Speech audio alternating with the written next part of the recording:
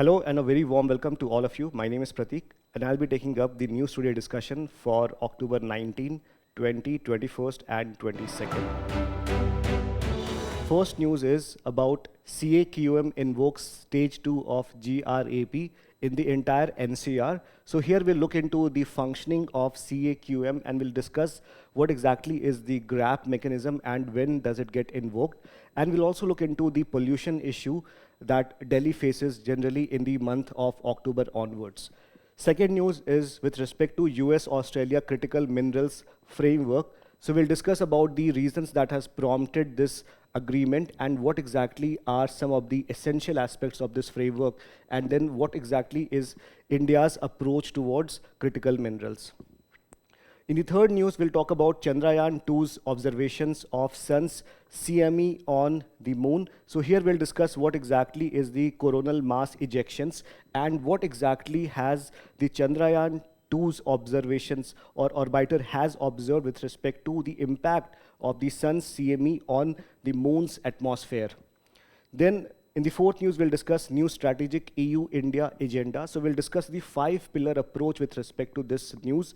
And in the fifth news, we'll discuss Japan elects Sanae Takaichi as its first female prime minister. So in this news, we'll not discuss India-Japan relations, but we will discuss or we'll compare and contrast India's political system with that of Japanese political system.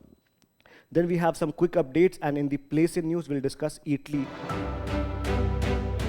Right, so the first news is CAQM invokes stage 2 of graded response action plan in the entire NCR, right? So the context here is that recently Supreme Court was in a dilemma whether to allow the bursting of crackers in the NCR region or whether it should follow a balanced approach. So ultimately, guided by several considerations, the Supreme Court decided to follow a graded response or a balanced response or an approach which essentially balanced the livelihood concerns of the people along with the right to clean environment. Now the anticipation or the objective was that it will ensure that people are following their culture and tradition, but at the same time it will not irrevocably pollute the environment or the air. But if you look at the trends that happened, especially after the days following Diwali, we have seen that the air quality has diminished significantly, or the air quality has become very, very severe, right? So in this context, the CAQM has invoked stage 2 of the graded response action plan. So let us discuss the idea behind the graded response plan, what exactly it is, and when does it get invoked. So to understand this, we need to have some idea about the air quality index.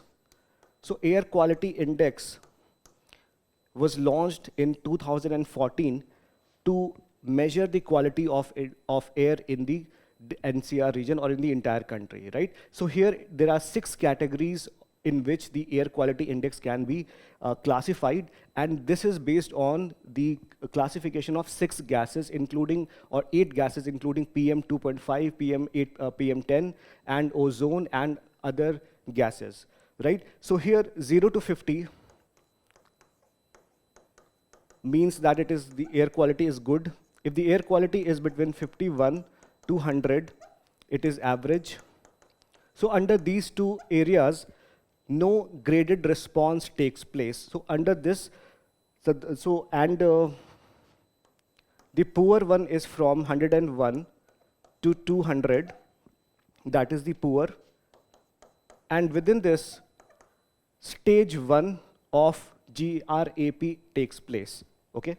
Then the fourth one is 201 to 300, that is very poor.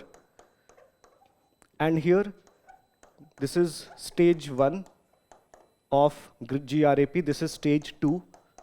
And when the air quality is from 301 to 400, then it is severe. And 450 plus is called as very severe. Okay, so this is the broad idea.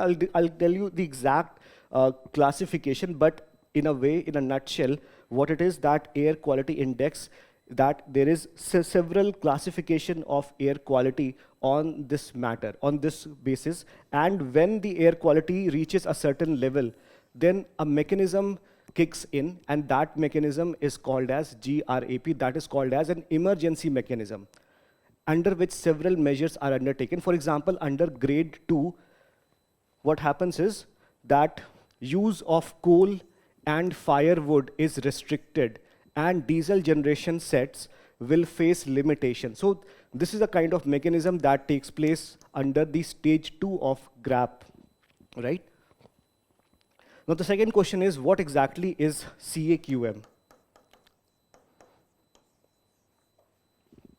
So CAQM is a statutory body that is commissioned for air quality management, and it is essentially for three things: for planning, for monitoring, and for implementation of all the measures that is required for the air quality in the country, especially in the NCR region, and it is for the implementation of GRAP. So these are the stages that we were talking about earlier. So poor category is from 201 to 300, then very poor category is 301 to 400, and severe category is 401 to 450, and severe plus is 451 plus. So as of now, this is the air quality that we are currently witnessing in Delhi, which is around 340 or 350. That would be within the very poor category. So when we say the air quality is very poor, we are talking about a quantitative number. It's not a random number. It means that the air quality is between 301 to 400. And as a response of that, stage 2 of GRAP will kick into. And who will implement that? It will be done by CAQM, that is Commission for Air Quality Management. Now, what is the nature of this body? It is a statutory body, not an executive body. Why? Because it has been constituted under a specific law, that is Commission for Air Quality Management in NCR and adjoining areas, Act 2021. And it has replaced the earlier body, that was Environmental Pollution Prevention and Control Authority, or EPCA. Now, another thing that you should understand, and this is something that most frequently people have doubts over, is that why does air quality in Delhi gets bad, especially after October?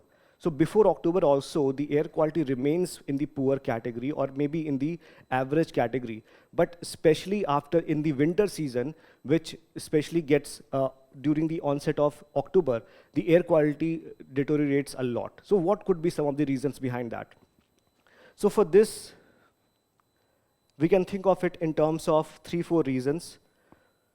One could be in terms of the geographical reason. So these conditions can be considered as in terms of geographical reason. Then you have reasons that are outside the state, right? So reasons which are outside the state, and then there are things outside NCR or outside Delhi, and then there are factors which are inside Delhi. So this can be a reasonable way to understand the whole reasons why Delhi's air pollution gets bad, especially after October. So first, let's understand the geographical reason. So first thing here is that the air that Delhi witnesses in October or onwards October is, before that, it is easterly, which is easterly wind blows. For example, if this is Delhi, and earlier, the wind would be blowing from east side, easterly, or the northeasterly side, that would take moisture from Bay of Bengal. So it would be moisture rich. But after October, there's a reversal of monsoon, and then this wind is replaced by westerlies. Now westerlies, they originate from the Rajasthan areas or even beyond that, and they are not water containing, or they do not contain too much moisture, right? So it definitely increases the amount of dust that it contains. When it has more dust, it will also bring more PM 2.5 and PM 10. That is why it is one of the factors that leads to deterioration of the air quality in Delhi. Second reason, very important reason, is that there is a temperature inversion. Now, to understand temperature inversion, think of it like this. In the normal circumstances,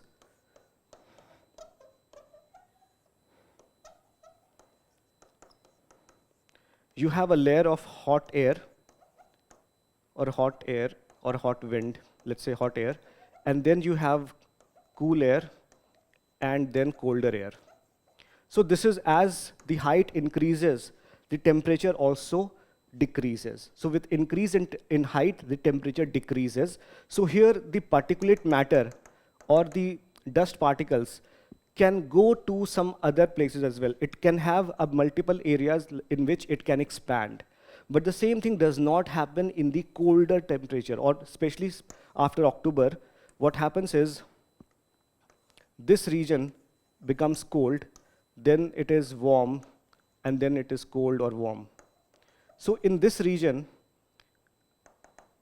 as the colder air gains weight, it does not disperse to the upper side, right? So it continues to be here, it continues to stuck here, so its vertical expansion does not take place. Therefore, it continues to be stuck in this range only. So that is why temperature inversion creates poor air quality. The third reason is with respect to the low wind speed. So wind is very low, so therefore what happens during this time is that the pollutants do not get dispersed horizontally. So in terms of the temperature inversion, the dispersal of is not done at the vertical level, and here it is not done at the horizontal level. So these can be considered as the geographical reason for the poor air quality in Delhi. Then if we talk about the reasons which are outside Delhi, it is the number one reason is burning of stubble in adjoining regions or states like Haryana and Punjab, right? Stubble is the leftover crops or some stalks or stems which they need to clear in order to start the next crop cycle. And it is because of the technology, now farmers are able to use a lot of, this can be done very effectively now. The burning process can be done very effectively because of harvesters, etc. And because of the fact that the other government, the state government, is sometimes do not cooperate with the center with respect to the stubble burning part, and therefore this leads to huge pollution in the capital, or especially in the NCR region. In fact, according to a report by IIT Kanpur, it stated that the amount of, or the contribution of stubble burning to the air quality in Delhi is as high as 20%, and sometimes it can even be as high as 30%. So stubble burning continues to be a very prominent reason for the declining air quality in the NCR region. The next part is with respect to the factors which are present in the Delhi NCR region itself, and this can be categorized as vehicular emission, industrial emission, construction dust, garbage burning, etc. So all these reasons which are inherent in the Delhi NCR region can be considered as another factor which makes the air poor in quality. Now, if you look at the air quality index, it was launched in 2014 to gauge or to measure the air pollution level and communicate the risk to public. There are 6 categories as we have discussed. Good is from 0 to 50, satisfactory is from 50 to 100, moderately polluted is 100 to 200, then poor from 200 to 300, very poor is from 300 and 400, and severe from 400 to 500, and very severe is for 450 onwards. Okay? So there are 8 pollutants which are categorized or which are considered for AQI. These are PM10, PM2.5, then SO2, NO2, carbon monoxide, but there's no carbon dioxide. So be very careful here. O3, well, that is ozone. So ground lower level ozone is also considered to be a pollutant. NH3, that is ammonia, and PB, that is lead, are considered for calculating AQI. So this completes our first topic. If you take a look at the questions which have come from this topic, this is a prelims topic. In the cities of our country, which among the following atmospheric gases are normally considered in calculating the value of air quality index? First is carbon dioxide, second carbon monoxide, third nitrogen dioxide, fourth sulfur dioxide, fifth methane. Now you tell me which one would be the right answer here, because we have already discussed this topic. In the mains examination, there was a question on Mumbai, Delhi, and Kolkata are the three mega cities of the country, but the air pollution is much more serious in Delhi as compared to the other two. Why is it so? So in this, you can discuss about all these matters that we have covered, where Delhi has a peculiar problem, and you can talk about all these things, especially the part of stubble burning, and especially because of the fact that Delhi does not lie close to the oceans, or it's not in the vicinity of, it has what is called as continental effect, right? So you can talk about this. Let's move to the second topic, that is US-Australia Critical Minerals Framework. And this topic is from GS Paper 2, International Relations. So all the agreements that major country end up involving itself into, they are also important from the perspective of IR, provided they impact India's interest, okay? So this is something that has implication for not just India, but for a lot of other countries as well, because critical minerals or rare earth elements are something that is used by majority of the countries in a variety of uses, or applications are huge, right? So what exactly led to this decision, and what exactly are some of the factors or some of the points that we need to take care of to understand this? So first thing is, China has banned, or China has put limitations on the export of critical minerals. That is one of the most important reasons for this decision to take place. And we'll discuss the importance of critical minerals in a while, but first reason is that this is to diversify the sources of critical minerals. So very important that you diversify the supply chain, because China has a monopoly on rare earth element. Approximately 85 to 95% of rare earth elements are used or are exported from China. And if China decides to ban it, then other countries will face a lot of problem, because most of the industries use critical elements or critical earth elements for variety of uses, including in electric vehicles, in solar panels, and other industries. Even in defense, it is very much important. So this decision will diversify the sources from China. And secondly, it will also expand on the earlier agreements, critical mineral partnership, etc. So basically it is to diversify this and to ensure that the supply chain is not completely dependent on China, right? So that is one thing. Then what exactly are some of the elements of the framework? So first element of this framework, or one of the major element of this framework, is about joint exploration.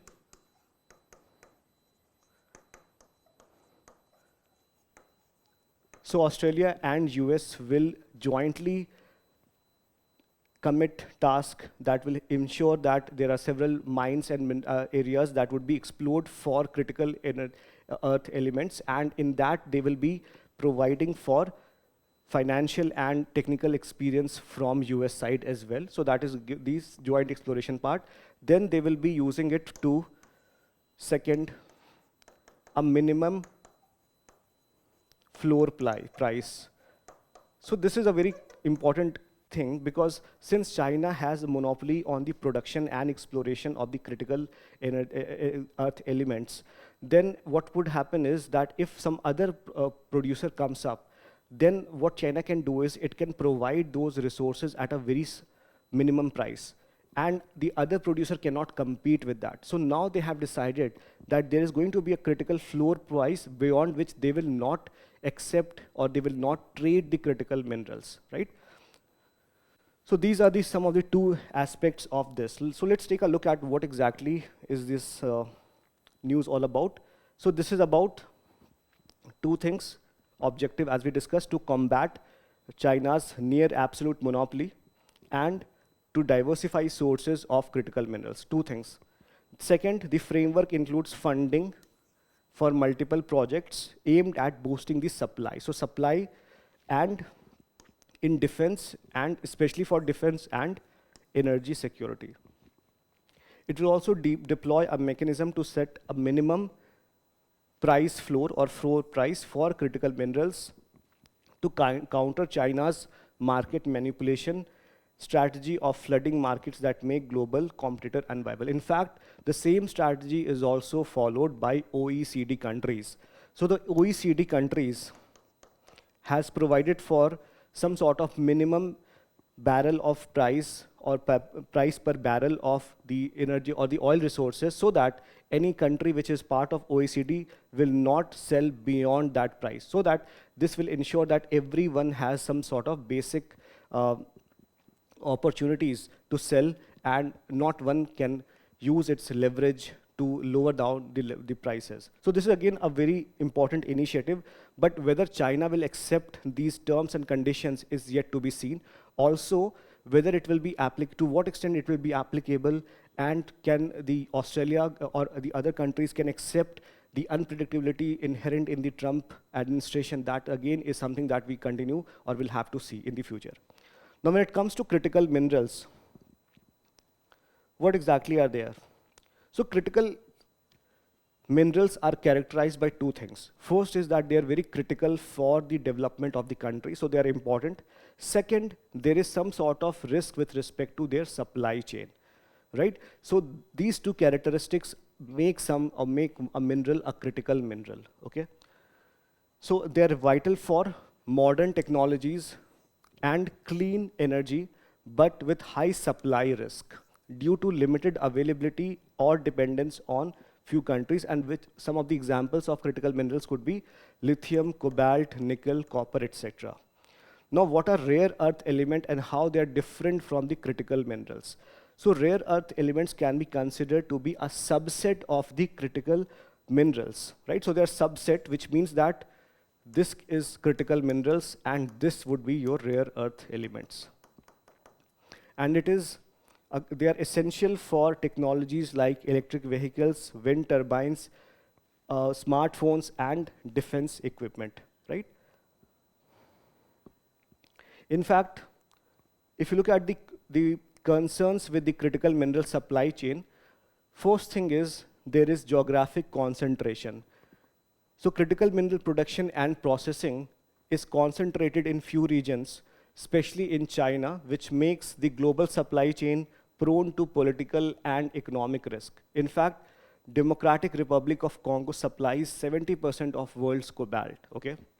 Second is weaponization of resources. So China has restricted exports of key materials such as gallium and germanium, effectively weaponizing the mineral trade. China dominates the rare earth sector, meeting 85 to 95% of the global demand.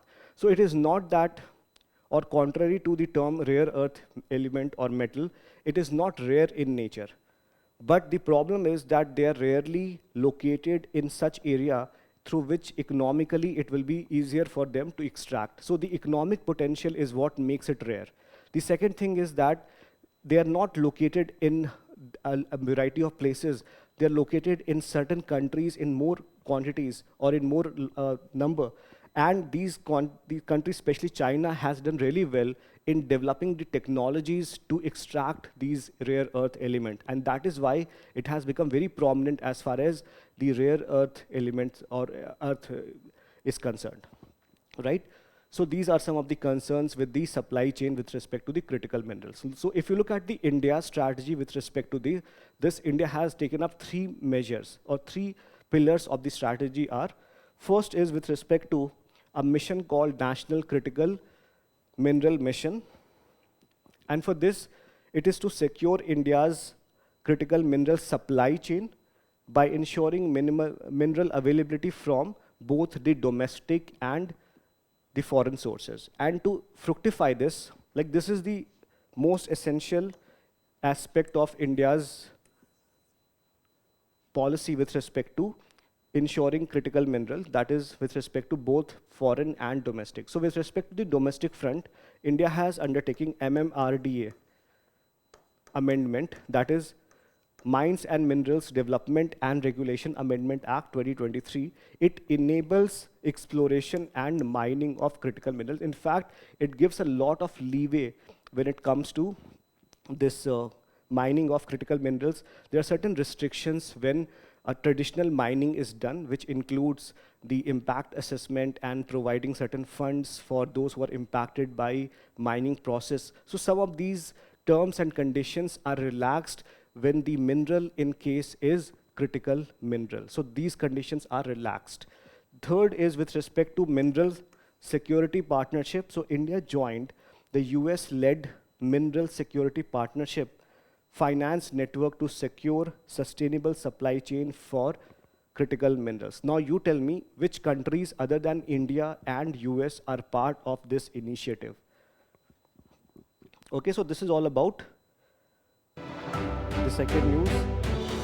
Let's talk about the third news, which is Chandrayaan 2 makes first ever observation of effects of sun's coronal mass ejection on moon.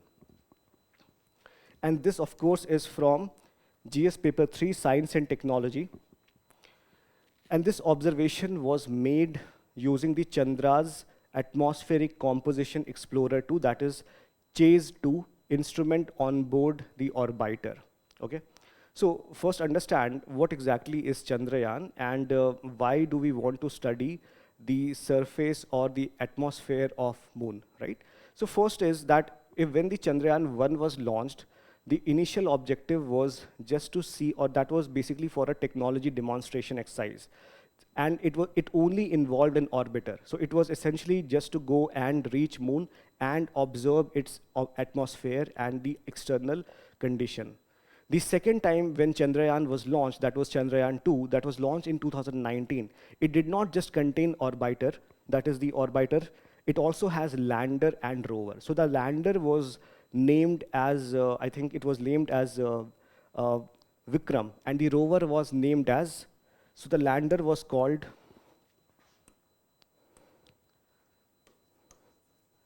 Vikram, and rover was called as Pragyan. Now again, a trivia for you. Of whose name Vikram is named on which scientist first, and what is the name of the term Pragyan?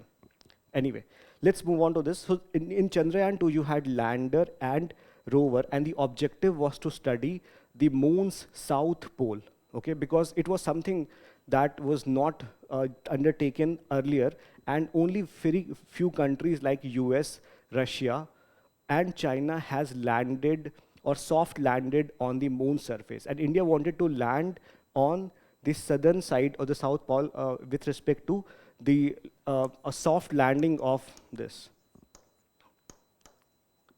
But unfortunately, the landing or the soft landing mission did not succeed, and especially with respect to Chandrayaan, and we lost control of the lander, and of course the rover as well, right? So this was a setback in the India's space mission, but in the third lunar mission, we were able to succeed, and our rover was successfully planted on the surface of moons as well, right? So here, recently, in terms of this news, so I've given you the context. So what happened currently? What happened was that there was recent solar frames were witnessed. So we know that sun has this outer atmosphere, which is called as corona. And sometime there are several ejections or gases comes out from this, right? And luckily, the orbiter from Chandrayaan 2 was present on the moon's atmosphere and it was able to make some observations. So this news is about the observation that the orbiter was able to make during this process or during this time. And essentially it was on the CMEs, that is coronal mass ejections. Ejection means things which are ejected from the sun's atmosphere, and corona is the outer part of the sun's atmosphere, right? So this basically, the orbiter was there to make an observation of this, and this news is about what observations that the orbiter was able to make there. So if you look at this, first let's understand what are coronal mass ejections. So coronal mass ejections are large expulsions of plasma and magnetic fields from the sun's corona, that is the outermost part of the sun's atmosphere. Second, it is often associated with what? Solar flares and active sunspot regions where magnetic fields are strong and twisted. And the possible impact, so why we need to study CMEs? Because they have several impacts, mostly negative, but some positive as well on the Earth. It damages satellite electronics and GPS communication. It also leads to power grid failure. It leads to communication disruption, example, radio signal disruption. It also is hazardous to astronauts. So these are some of the negative aspects, but they also have some positive aspect because it leads to aurora formation. You may have heard about aurora borealis and aurora australis, right? Tell me what is the difference between the two. So this is the reason why these phenomena happens, but it also has major problems like this. So what did the Chase 2 observed? So Chase 2 was one of the payloads of the orbiter. So in general, what we do is in the orbiter, we place certain things that are there to measure some of the phenomena. So Chase 2 is Chandra's atmospheric composition explorer 2, right? So as the name suggests, Chandra is moon. So Chase 2 essentially, so not chance, but Chase 2 is a neutral gas mass spectrometer, and the purpose was to study the composition of lunar neutral exosphere in the mass range of 1 to 300 AMU, that is atomic mass unit. So basically, in simple terms, you can say that the Chase 2 was there to measure the composition of moon's atmosphere. That is it. Now, what they find it? So when the coronal mass ejection, that is CME, struck the moon, it intensified the ejection of atoms from the lunar surface. So it had an impact on the lunar surface. The second one, that it led to a noticeable rise in number of neutral atoms per unit volume in the dayside lunar exosphere. And lunar exosphere, if you know, it is an extremely thin atmosphere around the moon, so tenuous that the gas particles rarely collide. Now, why this is important? Because in the future, if we have some sort of a station in the moon, then we should also be aware about the potential impact of coronal mass ejection, because it is a significant phenomena, and it can create some sort of disruption with respect to radio signaling. It can also have severe other impact that we have witnessed on the Earth's surface as well. So by studying these phenomena, we'll be able to analyze the impact that CME has on the moon's atmosphere. Okay. Now, with respect to Chandrayaan 2, it was launched by which satellite? It was launched by geosynchronous satellite launch vehicle that was named GSLV Mk3M1. And in which year it was launched? It was launched in 2019. It comprised an orbiter, lander, and rover to explore what? The unexplored south pole of the moon. It was India's first attempt at a soft landing of the moon via the lander and rover. Objective: to expand the lunar scientific knowledge through detailed study of the topography or the region, seismography, mineral identification, and distribution composition of the tenuous lunar atmosphere. Okay? So these were the objectives of Chandrayaan 2. If you look at the previous year question, it was a very technical question that was asked from the moon mission, and the question reads as, what is the main task of India's third moon mission which could not be achieved in its earlier mission? So in the earlier mission, we were not able to launch, or we were not able to land on the moon surface because we could not get the contacts with the lander very well. But in the third attempt, or in the second attempt with Chandrayaan 3, we were able to do that or accomplish that feat, right? So that was one thing that we wanted to do.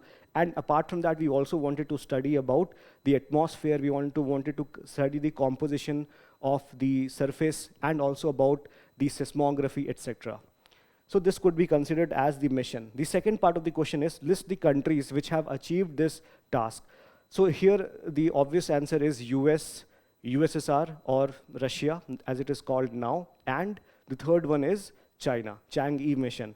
But what is in fact even more interesting is there are two countries that also started and failed to accomplish this task. So these countries are Israel and Japan, who could not get this task accomplished, but India was able to do.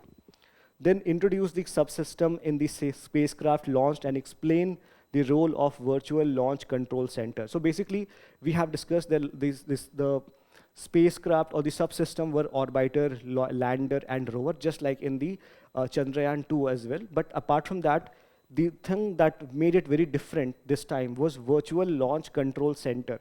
So what exactly it did was it was monitoring the entire system, and it was looking into the data at real time and manipulating the movement of the lander and rover. Okay, fine. So this is all about the third topic. Let's take a look at the fourth topic, that is new strategic EU-India agenda. And of course, this is from GS paper 2 IR. Why it is important? Because recently the European Council has approved the EU-India strategic agenda, and they have identified 5 pillars to address the emerging opportunities, challenges, and threats. Okay.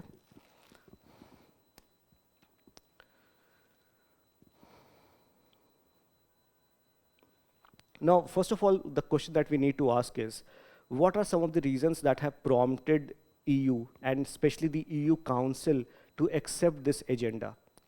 Now, EU Council is the highest, or in fact, if you look at the European Union, it is essentially a political and economic union of 27 countries. And it has a huge history of how it got into formation. In fact, majority it is considered to be formed under the Maastricht Treaty, right?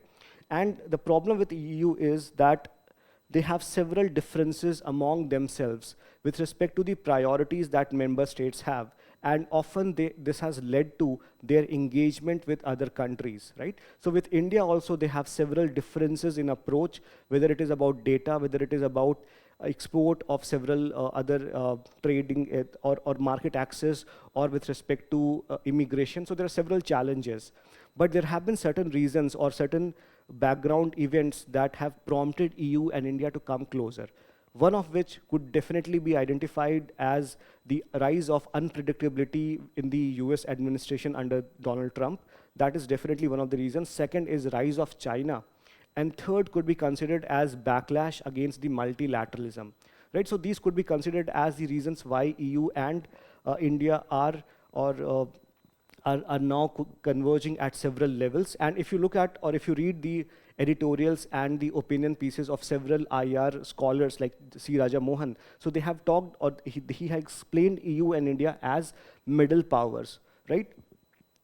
So what are some of the 5 priority pillars? So if you look at in very simple terms, these 5 priority pillars are, first is with respect to growth, second is with respect to defense, third is with respect to innovation,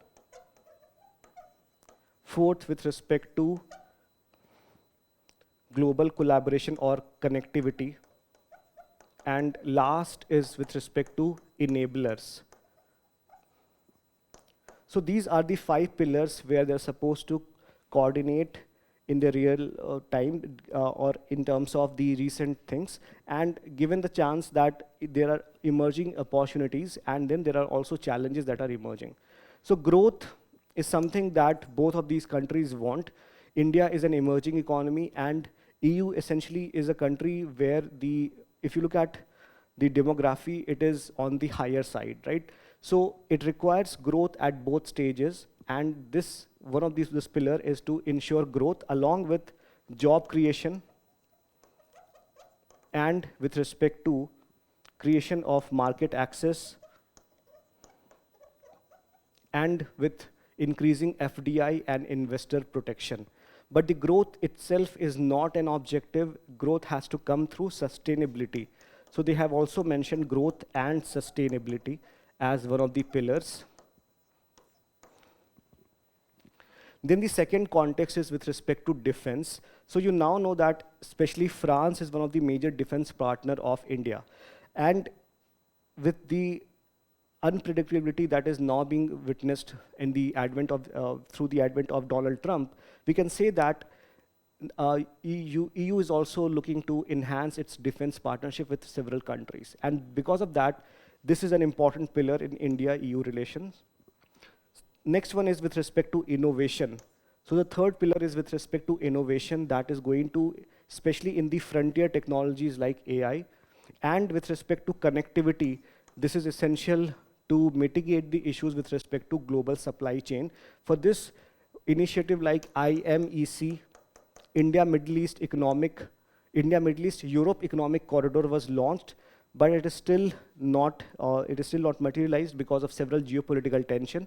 So again, this is one of the things that India and EU wants to coordinate on. Apart from this, they also want to coordinate with, they want to have a coordinated global response to certain problems, or a uniform response to global problems like climate change or the crisis in the Europe region, or whether it is in the West Asian region. Then there are certain enablers as well.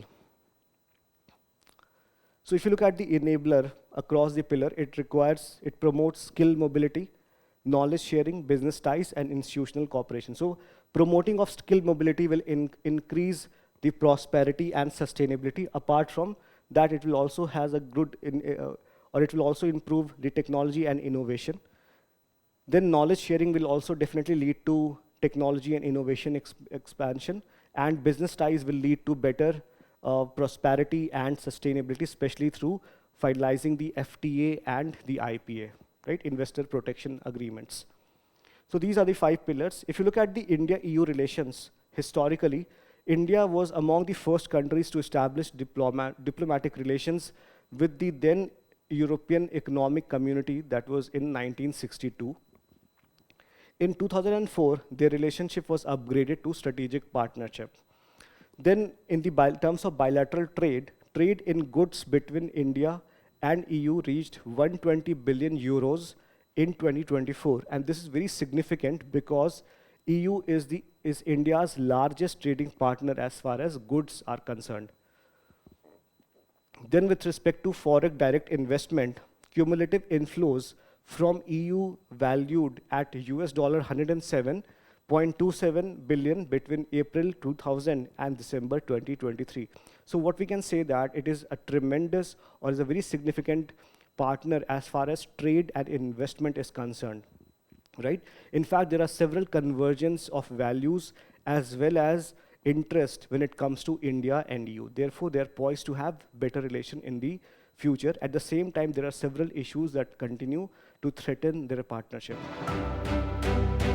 In the next news, we have Japan elects first female prime minister. So Japan has elected Sanae Takaichi as country's first female prime minister.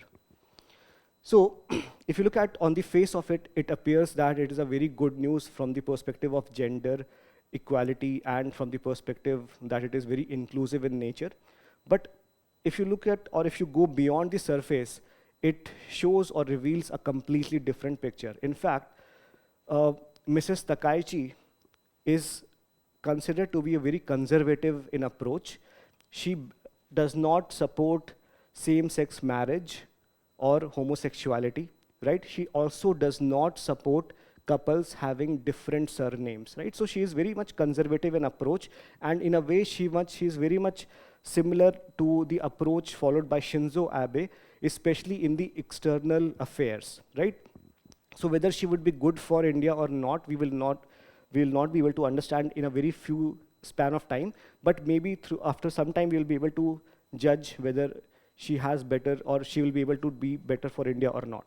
But anyway, all the countries, they take decisions for their own national interest, and then the other countries have to change as per the whole scenario of that country. So anyway, in this topic, what we'll be looking into is not the evolution or the analysis of India-Japan relation, but we will be using this for comparing and contrasting the political system that is present in India and that is there in Japan. So this is one of the frequent areas of investigation as far as UPSC mains is concerned. So, and they have asked this already when it comes to UK, US, France, etc. So let's take a look at the political system and see what are the commonalities or similarities between them.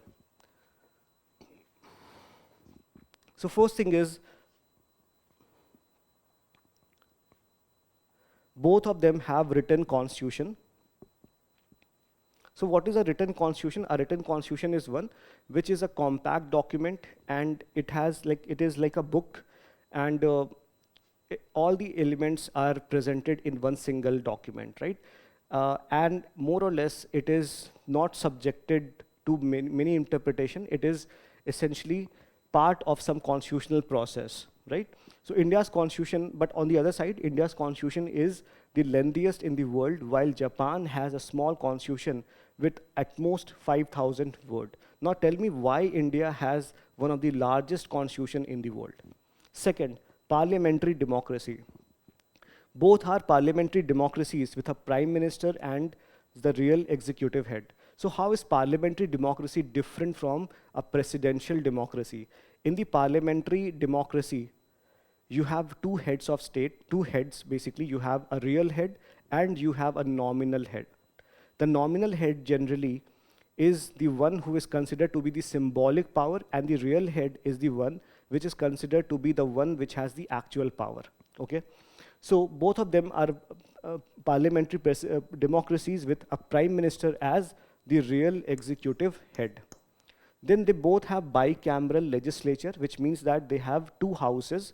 So Japan's parliament is called that National Diet, consists of houses of representative and houses of councillor. So this is the lower house of Japan, and this is the upper house.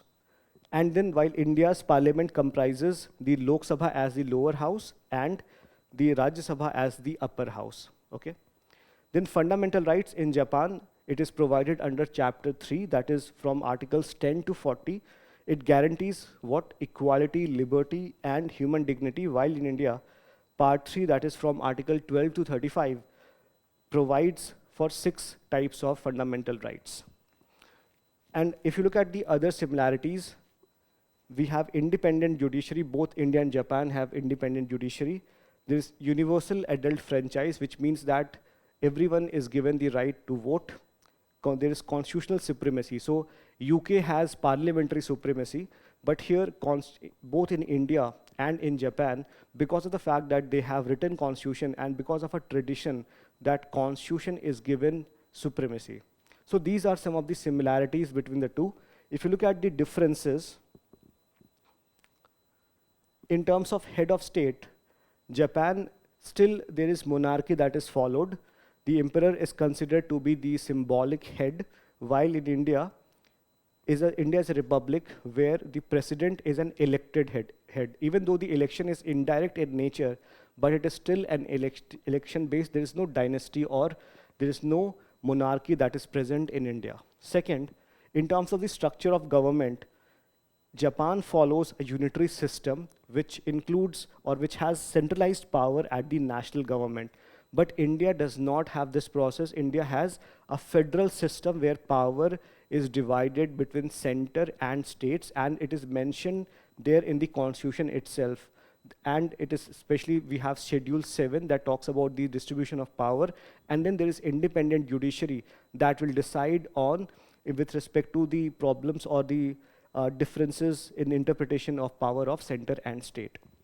Then with respect to the nature of constitution, Japan can be considered to be rigid because it is extremely difficult to amend.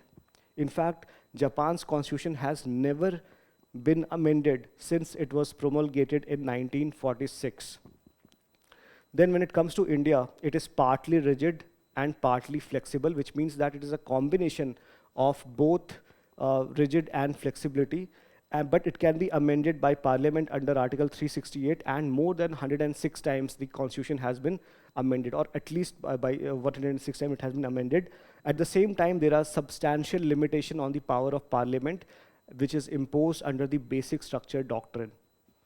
Then, with respect to the political parties and system, Japan follows dominant party system, which is led mainly by the Liberal Democratic Party, just like India had Congress till 1967 as the dominant party. So Japan continues to have the Liberal Democratic Party as the dominant party system. But in India, we follow multi-party system. We have several parties, and we also have a coalition form of government. Generally in Japan, they have they arrive at the majority by one party only, but in India, earlier there was coalition, and still it is decided by coalition only. Even now, the NDA government is a coalition of several parties, right? So this is all about the differences between India and Japanese political system. Let's now talk about the place in news, where we are covering Italy with its capital Rome. So why this was in news? Because Italy's birth rates are set to sink to a new record low in 2025. And this is something that you will see being mirrored across several developed countries, because there is a huge shift towards this curbing population, and they have initially this was because of the fact that it is very expensive to raise child. So majorly because of economic and cultural reasons, this demographic thing is now being witnessed in various developed countries. And recently, Italy is joining that part or list. So if you look at the political features of Italy, it is located in the South Central Europe on the Apennine Peninsula.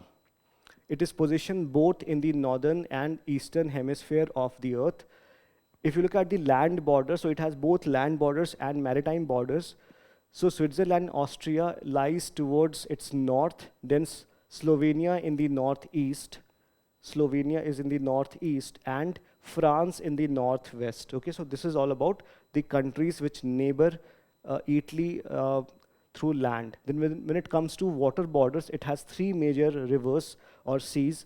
In the southern side, of course, you have Mediterranean Sea, but in the Adriatic Sea is towards the east, and you have Tyrrhenian Sea towards the west, right? So when it comes to the geographical features, the highest point is Mount Blanc. Major mountains range Alps and Apennines. Major rivers are Po and Adige. Volcanic activity, Italy is considered to be largely volcanic in origin, and it also has active volcanoes that include Mount Etna, that is there in Sicily, and Stromboli, that is in Aeolian Islands. Now let's move towards the quick updates. The first news here is about specialty fertilizer. So recently, China has suspended the supply of specialty fertilizer. And this is not just limited to India, but it has done this for all of the countries because it requires it for its own usage, and this is what it has provided as reason. So let's understand the concept of specialty fertilizer. So specialty fertilizer, as the name suggests, they are specific to the specific needs of different crops and soil types. These formulations are designed to supply nutrient efficiently, often in a controlled, targeted, or slow release manner. They improve the nutrient use efficiency, reduce losses, and minimize environmental impact. So they have several benefits, as you can see here. In fact, if you look at India, the fertilizer rate or the percentage or the composition of the fertilizer is heavily dominated by the N or the urea-based fertilizer. And because of that, there are several productivity losses are witnessed. So it is essential that India uses the specialty fertilizers very efficiently, right? So India consumes approximately 1.2 to 1.5 MT per year of specialty fertilizer. But the problem is the majority of the demand is met through imports, with China accounting for more, right? So this is all about the specialty fertilizer. Second is about real effective exchange rate. Why it was in news? Because the rupee has weakened to a record low with the REER, that is real effective exchange rate, indicating a continued undervaluation. So you may have heard that rupee has depreciated with respect to dollar, right, considerably. But this trend is also reflected in with respect to REER as well. So what exactly is REER? REER measures a country's currency value against a basket of major trading partners' currency. So here, not only we are considering it's for the for US or any other country, but for India, it is as high as 40 current countries that we consider the amount for, okay? And it is also adjusted for relative inflation so that the price hike will not provide for some miscalculated things, right? So it is adjusted for relative inflation as well. So how it is derived? It is derived by adjusting.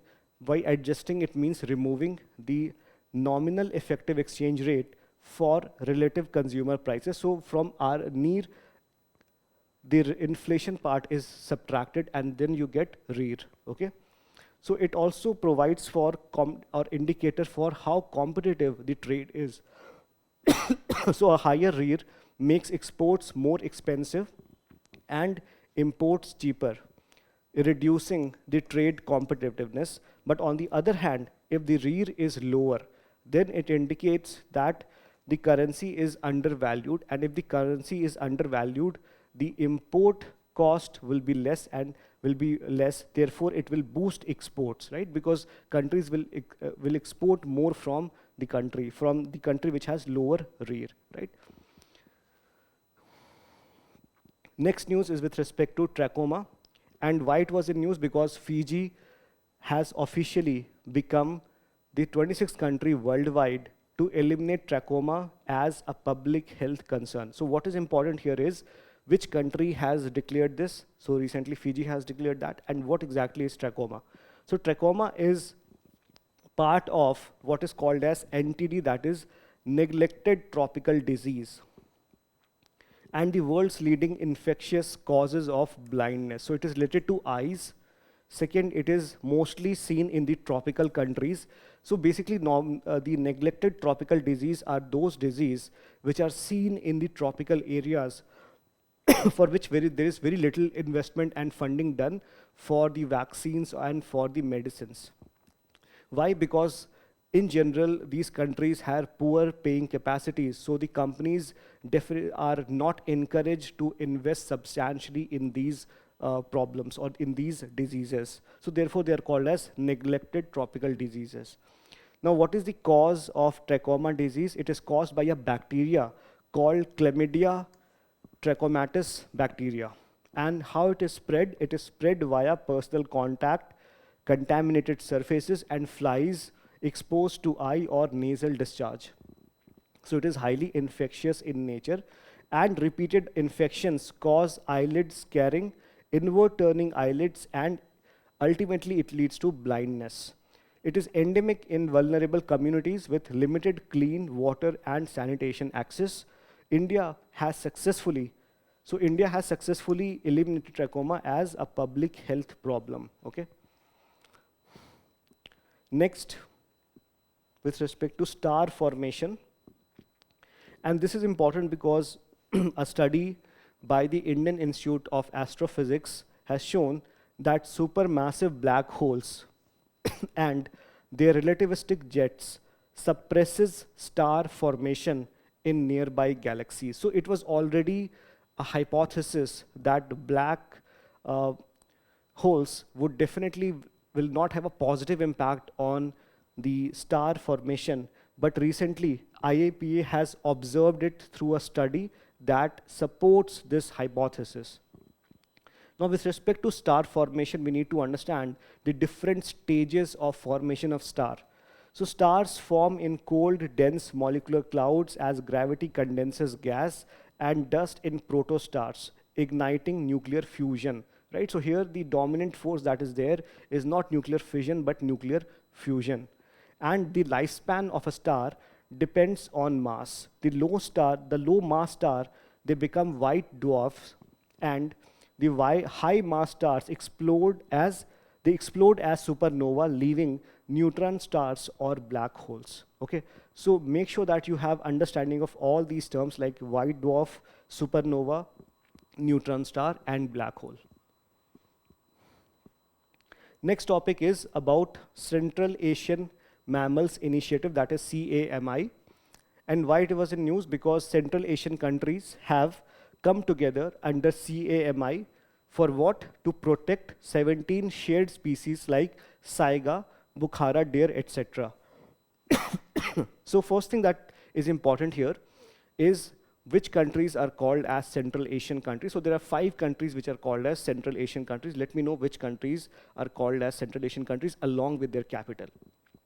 The second thing which is important from this news is what exactly is the CAMI initiative. It is taken to, or it has been undertaken to protect what? 17 shared species which are common among these 5 Central Asian countries, and these are saiga, Bukhara deer, etc. Now, what exactly is this initiative? It was launched when in 2014 at the 11th meeting of the Conference of Parties, that is called COP11, to the Convention on the Conservation of Migratory Species of Wild Animal, that is called as CMS. What is the objective? Objective is to coordinate conservation efforts of the 17 key migratory mammal species in Central Asia. So that is what is required from the exam perspective. Next topic is about Kurinji flowers. So first, where it was observed in Tamil Nadu. And Tamil Nadu's recently notified reserve forest in which hill? Godalur Hills is covered in violet Kurinji flowers, and it has blossomed blooming after 8 years. So what exactly are Kurinji flowers? So Kurinji flowers or plants, they flower only once in lifetime. So that is one of the defining characters of Kurinji plants. And the more famous Neel Kurinji blooms once every 12 years at relatively higher altitudes. Prominent location, Shola Forest, Western Ghats. So these flowering indicates healthy grasslands. Disturbance causes patchy bloom. So if there is disturbance, if there is problems with respect to the whole ecosystem, then the blooming is not done effectively, it is patchy at best. Also, it acts as a barometer of biodiversity and climate change. So earlier, the blooming would take place after once in 12 years or something like that, but now it is being witnessed only after 8 years. So it indicates some sort of climate change, maybe a positive change, maybe a negative change, but it is a change, or it indicates some sort of climate change, right? Next topic is about Saranda Forest. So why it was in news? Because the Supreme Court bench recently ordered the Jharkhand government to give an undertaking to notify a new wildlife sanctuary in Saranda. So what exactly is Saranda Forest? It is the largest sal forest. Sal forest essentially is a moist deciduous tree in Asia located in Jharkhand. Saranda basically means the land of 700 hills. What are the faunas or animals present? It is home to endangered species of flying lizards and elephants. With respect to flora, it has sal, that is the moist deciduous tree, kusum, mushroom, and mahua. And nearly 80% of the human population belongs to certain tribes called Ho, Munda, Orao, and some primitive tribes. Okay, so because UPSC frequently asks questions like this in terms of not just the flora and fauna, but also the tribes that inhabit these regions. Next, the last topic is with respect to gallantry awards. So recently the central government issued a gazette notification listing the gallantry award citation for defense personnel, especially those who were involved in Operation Sindoor, right? So we don't need to know the names exactly, but what we need to know is about the gallantry awards, which are given for acts of bravery, valor, or self-sacrifice, both during wartime and peacetime. So it is not just limited to wartime, it is also given for peacetime as well. So the first three gallantry awards, namely the Param Veer Chakra, Mahavir Chakra, and Veer Chakra, were instituted by the government of India on 26th January 1950, but they were deemed to have come after 15th August 1947. Ashok Chakra class first, Ashok Chakra class second, and Ashok Chakra class third were institutionalized in 1950, and they were renamed as Ashok Chakra. The second class was named as Kirti Chakra, and the class third was changed as Shaurya Chakra, and that was done in January 1957.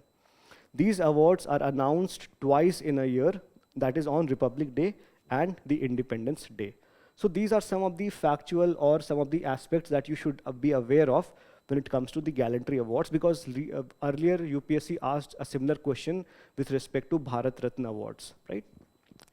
So this is all about the news today for 19th, 20th, 21st, and 22nd October, right? So this is all about, make sure that you also attempt the questions and provide your answer in the comment section.